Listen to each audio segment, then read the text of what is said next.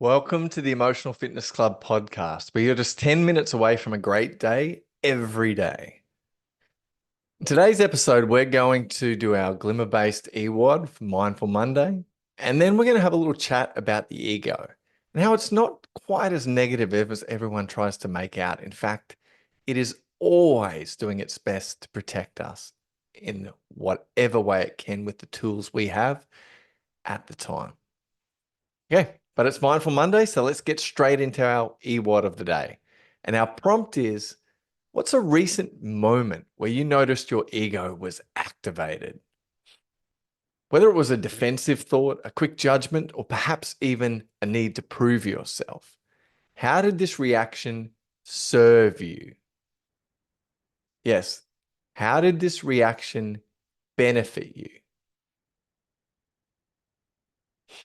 And what we're trying to do here is encourage awareness of how our ego-driven behaviors, they're not always this thing that's sabotaging us like everyone wants to meet. They've got subtle manifestations and they are doing exactly what they need to do to protect us in the way that we've best known in the past. And remember, our egos run through our subconscious. So it can never think forward and go, okay, what's the best thing for me in 10 years, 20 years? It just says, right now, with the challenge I'm facing, with the stress I'm under, where I'm being pushed to adapt, right now, based on every single file, every single moment that is in my database over our past life, what's the number one thing I can do to tell you, show you, filter out so you can't see, manipulate, give you a perspective on that's going to help you feel the most safe. It's going to help you react or act in a way that's going to get us our number one benefit, right? And this is where nearly everyone in the world has got this so wrong, is that we only do what is to our greatest benefit at every second of the time. And if it's not a conscious choice, which for most people it's not, we got this 5 to 95 rule, right? It's a subconscious need. And this is where most of us have this confliction. We want to have conscious and subconscious aligned. And when their need of the conscious or the want of the conscious and the need of the subconscious, safety wise, are aligned, we are unstoppable. We are just in complete flow. But for the most part, a lot of times we've got conflicting values. We've got this, I would like to do this. I don't realize that my ego, my subconscious, my ego's acting as that protective parent, whether it's mean, kind, overprotective, underprotective, whatever it needs to do. It's showing me, filtering me, giving me, framing me, giving this perspective to help me create the strategy or follow the strategy that's worked best in the past. Now, in my conscious brain, that's when I get to go, I don't really like this strategy, right? And our goal is to consciously change things to affect the way that our subconscious reacts, or put things in place, whether it's changing of habits, whether it's doing some therapy, doing things, changing, our life to then change the evidence that adds up. And eventually, or quite quickly when you do different things like trauma and toxin therapy, that I can have a complete reframe on every single part, every single thing in my life. So what's a recent moment where you've noticed that your ego was activated, whether there's that judgment, a quick reaction, or a need to prove yourself?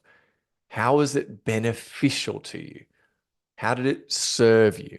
I really want you to sit with that. How did it serve me today, or yesterday, or in this last week? So think about a moment when you were challenged and when you, uh, you know, felt your ego get activated. You might be going, "Oh, I didn't like the way I reacted in that situation." Maybe not. But I want you to spend some time and try and think, well, but if I didn't like it consciously, why did I do it? It's because my subconscious needed to do it. So if it needed to do it, there was a benefit, and not just a small benefit. Based on that moment, based on the challenge, the stress I was under, it wasn't just a small benefit. It was what my subconscious and my ego chose was the number one thing I could do. It's very clear in its priorities, and it will go based on the context we're at, this moment, based on the environment, the people, etc. Based on what everything I know, I will either speak up or not speak up. I'll either act or not act. It's choosing exactly what it believes that the past has shown us is the number one thing to get you what you need survival wise. I mean, understand that, it's so much easier to sit in that and go, thank you. Thank you so much for acting like a real prick. I understand that that's quite triggering to us. We don't actually believe that um, we're very good in that area, right? I get that. And we're trying to prove that. We're doing a lot of things to work on that, but we can't quite own that just quite yet.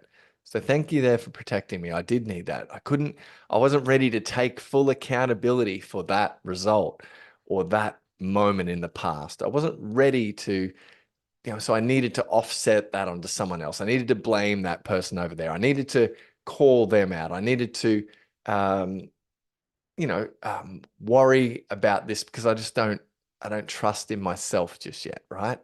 Um, so yeah, that's your prompt. The little chat about the ego, I feel like we've done that, but I want you to really start to think of it like this, even if if you're a parent right now, you understand that your job as a parent, especially early on, is to protect this child massively. And some parents become helicopter parents and they fully, don't let them experience anything. They're filtering the child's perception, going, I don't want you to hear that, don't want you to see that. I'm going to just tell you these things.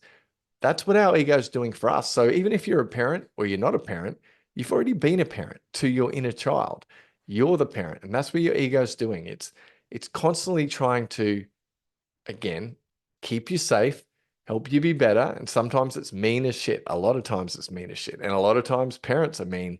They're the meanest. Sometimes parents are meanest. They don't want to be. I see so many people, so many parents that a lot of inside, there's just so much blocked guilt in their body for the way that they've shown up with their children. They don't want to do that consciously, but their subconscious is so scared that if they don't put them down, if they don't compare them to others, if they don't be critical, that their child's not going to get better because they know inside themselves that's what's worked for them. That's what their subconscious knows anyway, right? So they're repeating that pattern. Or they've got the opposite where I was so highly criticized and that wrecked everything for me. So I'm never going to criticize. And that's where we get in this world right now. Everyone's so addicted to support, right? And if you challenge me, if you have a different opinion to me, if you criticize me or critique me or give, a a critique that's quite important, I will be angry. I'll be upset because nobody's allowed to criticize me. And we try and shield our children, like the way that I think schooling's coming back now, but it was, like I can't even mark in red pen. We can't say anything negative. We can't criticize at all. There's no pass and fails. There's just competencies.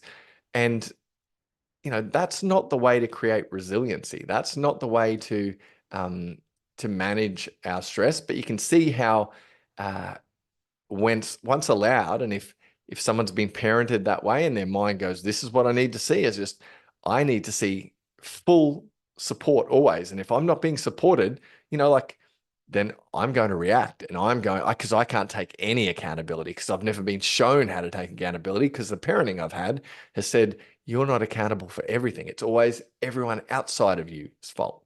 And that's the way the world is again at the moment, right?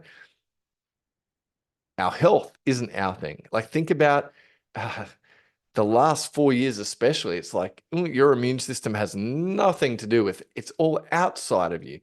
Everything's everyone else's fault. But when we get and we want to be a really proactive, absolutely aligned accountability person, we understand that when we're good inside, not much externally can ever affect us. And everything that we're going through, our disease, our disease, every part of our experience is an inside out job.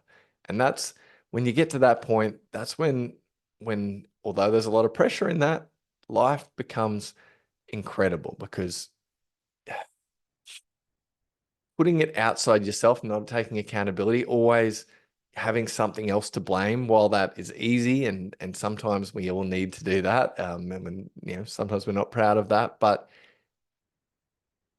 it's not an empowered way to live. It's not an empowered way to live at all. So hopefully that little glimmer-based E-WOD, because even though we're talking about the ego, which a lot of people go, whoa, that must be a trigger. We're talking about something negative. No, no, no, no, no. How did it serve you? What is its purpose? How? Because we want to start to become, and this is going to help us create this beautiful relationship with the person inside us, that little inner child, right? Our subconscious. We want to have this conscious, subconscious alignment. And to do that, we need to understand our patterns. We need to understand how and why we do the things that we do. And why would my subconscious, why would my ego be telling me this? I don't want to hear this. Yes, you do. And it wants you to do that strategy, even though consciously you don't want to right now. And this is a cool thing too, is right now, it will always react and show you and filter and etc. based on where you are at the moment right now, with the tools you have, with the needs you have, with the stress you're under.